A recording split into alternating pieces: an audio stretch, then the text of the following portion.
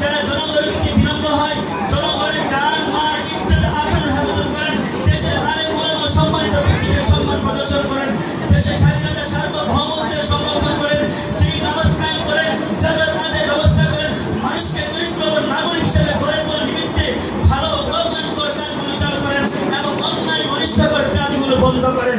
মুহতারাম হাজিরিন, কিন্তু আমরা আমাদের দেশ সহ পৃথিবীর বিভিন্ন দেশে দেশে কি চিত্র দেখতে পাই?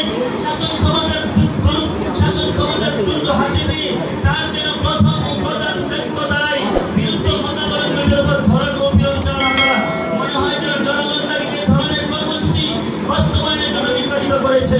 যারা শাসক হিসেবে নির্বাচিত হওয়ার পর জনগণের উপর জুলুম নির্যাতন করে, তাদের সম্পর্কে রাসূলুল্লাহ সাল্লাল্লাহু আলাইহি ওয়াসাল্লাম কুফর উচ্চারণ ভারী কুফর ভাষা করেছেন, যা শরীরের রূপ দাঁড়িয়ে যায়।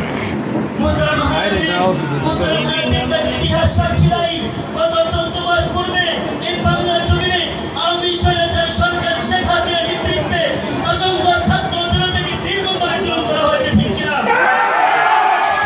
ছাত্র জনতাকে গুলি করে হত্যা করা হয়েছে, অসংখ্য আলেম ওলামাদেরকে দিনের পর দিন, রাতের পর রাত, বছরের পর বছর কারাগারে নির্যাতিত হয়েছে, ঠিক কিনা?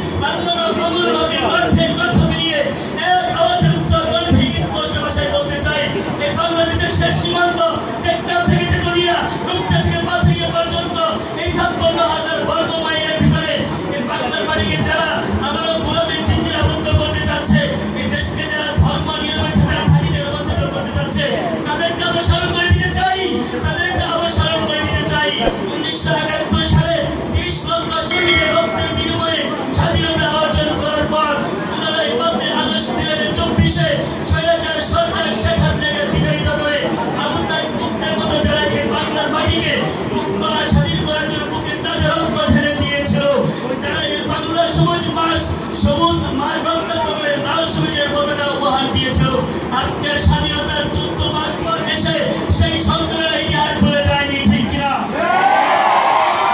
এদেশের ইঞ্চি ইঞ্চি মাটিকে শকুনের হিংসা থামা থেকে মুক্ত করার জন্য, এদেশের স্বাধীন সার্বভৌমত্বকে রক্ষা করার জন্য প্রয়োজনে বুকে রক্ত ঢেলে দিতে আজও তারা সদা সর্বদা প্রস্তুত রয়েছে, ঠিক কিনা?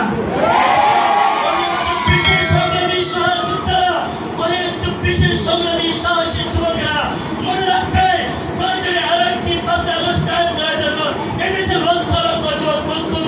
তবুও এদেশের মাটিতে কোন স্বৈরাচারের সরকারের ষড়যন্ত্র বাস্তবায়ন করতে দেওয়া হবে না, ঠিক কিনা? আসসালামু আলাইকুম।